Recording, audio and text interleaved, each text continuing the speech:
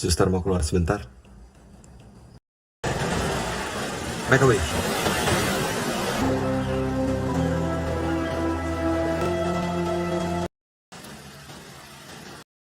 Apa jadinya jika seorang yang telah teguh hatinya untuk mengabdikan hidupnya sebagai seorang biarawati malah mengalami pergolakan iman akibat tergoda akan manisnya dosa dunia? Hal yang sangat tabu di dalam dunia persusteran, terlebih hal itu dilakukannya bersama seorang pastor. Ambil posisi santai dan biarkan laptop yang bercerita.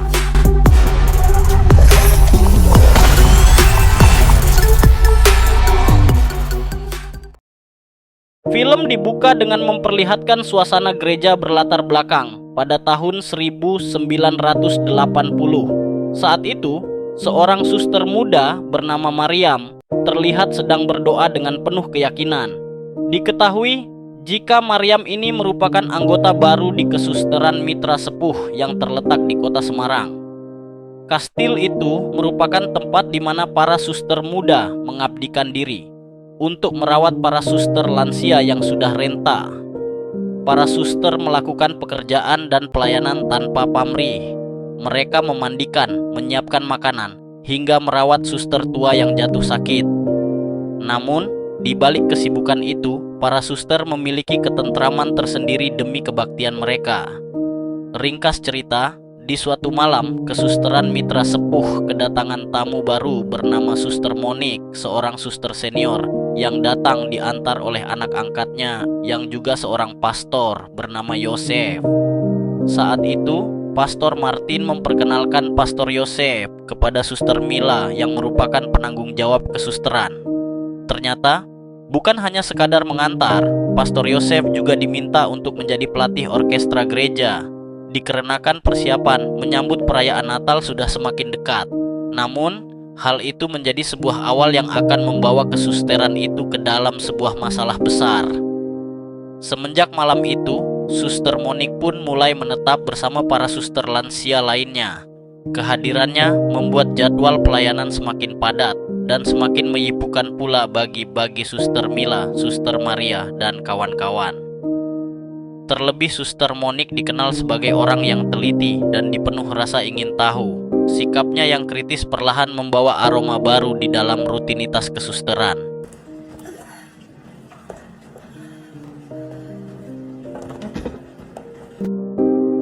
Di samping itu, suasana di kesusteran sedikit lebih hidup oleh kehadiran seorang gadis kecil bernama Dinda.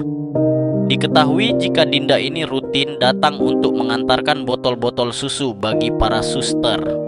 Bukan hanya itu, Dinda juga membantu mengirimkan rantang makanan ke para pastor yang tinggal tak jauh dari sana. Suatu hari, keheningan kompleks gereja mulai terasa berirama oleh alunan musik orkestra dan paduan suara. Karena penasaran, Suster Mariam mendekati sumber suara itu dan melihat Pastor Yosef yang sedang memimpin latihan untuk persiapan Natal.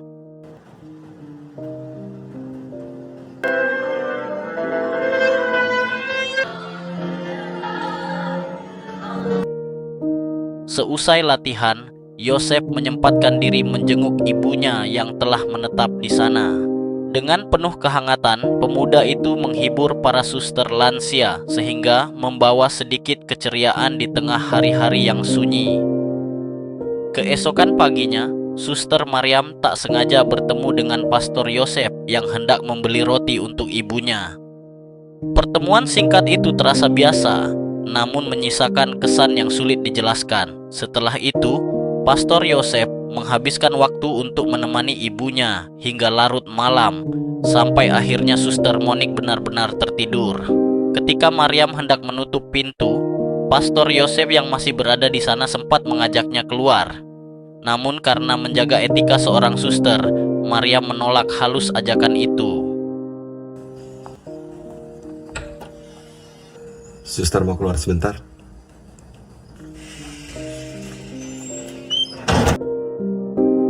Malam itu ketenangan mendadak terusik saat pintu kamar Mariam diketuk. Mariam mendapat kabar bahwa Suster Monik mengalami panas tinggi. Tanpa ragu, Mariam segera merawatnya sepanjang malam setia berjaga di sisi ranjang. Pagi harinya, Yosef datang menemukan sosok Maryam yang sedang terlelap di samping ibunya. Biar saya yang jaga. Keesokan harinya, Maryam menyempatkan diri pergi ke toko barang bekas dan membeli 2 buah buku, seolah mencari pelarian di tengah penyimpangan pikirannya yang mulai terusik oleh kehadiran Pastor Yosef. Namun di malam hari, Yosef kembali datang dan kembali mengajaknya untuk keluar. Tentu saja, Maryam kembali menolak dan menahan diri, meski sebenarnya hatinya sudah mulai goyah. Ada apa, Romo? Saya ingin mengajak kamu keluar. Malam itu, Maryam terbuai dalam bacaan dari buku bekas yang baru ibelinya. Buku itu menceritakan sebuah kisah tentang seorang suster dengan anak angkat yang kelak menjadi pastur. Cerita itu terasa begitu dekat, seolah menyentuh sesuatu di dalam dirinya. Keesokan paginya, tanpa sepengetahuan Maryam, Suster Monik tampak masuk ke kamar Maryam secara diam-diam dan mengambil buku tersebut.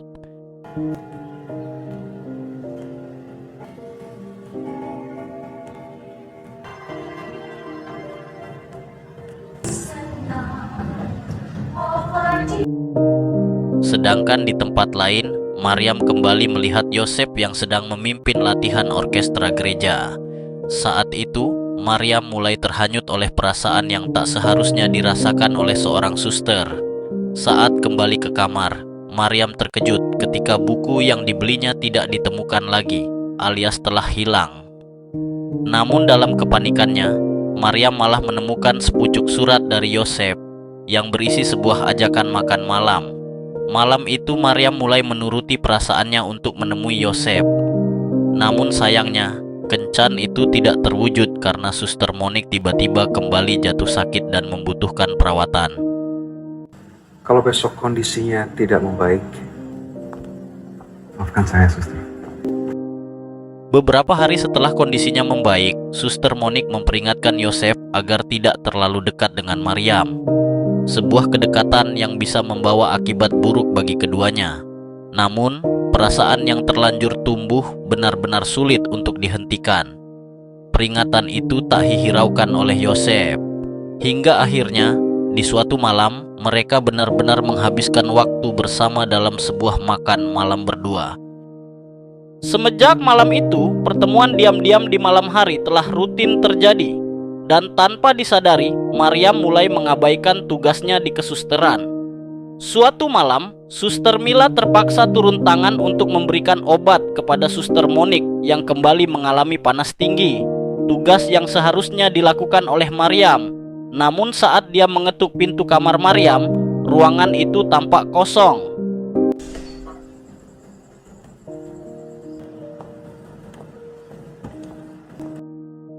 Tanpa sepengetahuan siapapun, Maryam telah keluar diam-diam untuk menemui Pastor Yosef di luar kesusteran.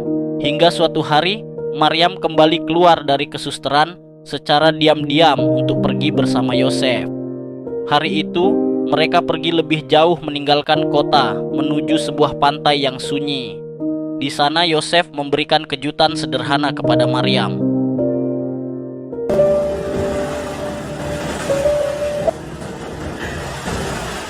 Make a wish. Sebuah kue ulang tahun untuk sang suster. Momen hangat itu perlahan berubah menjadi sesuatu yang melampaui batas seharusnya mereka jaga. Maryam akhirnya terjerum dalam dosa yang dibaluti oleh cinta.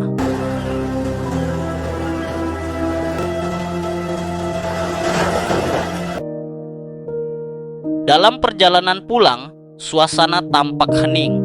Maryam terdiam. Di dalam hati Maryam diterjang rasa bersalah dan menyadari jika dirinya telah mengotori janjinya sebagai seorang suster. Saat Maryam kembali ke kesusteran, malam telah larut dan hujan turun dengan deras. Suasana itu persis menggambarkan hatinya yang sedang berkecamuk. Dan betapa hancurnya perasaan Maryam ketika mengetahui bahwa para suster sebenarnya telah menyiapkan kejutan ulang tahun untuknya dan dengan sabar menunggunya kembali. Sementara dirinya malah pergi meninggalkan tempat itu demi menuruti kata hatinya. Di pelukan Suster Monik yang seakan telah mengetahui semuanya, tangis Maryam akhirnya pecah. Jika surga belum pasti untuk saya, buat apa saya mengurus nerakamu? Luapan penyesalan yang tak lagi bisa dia tutupi.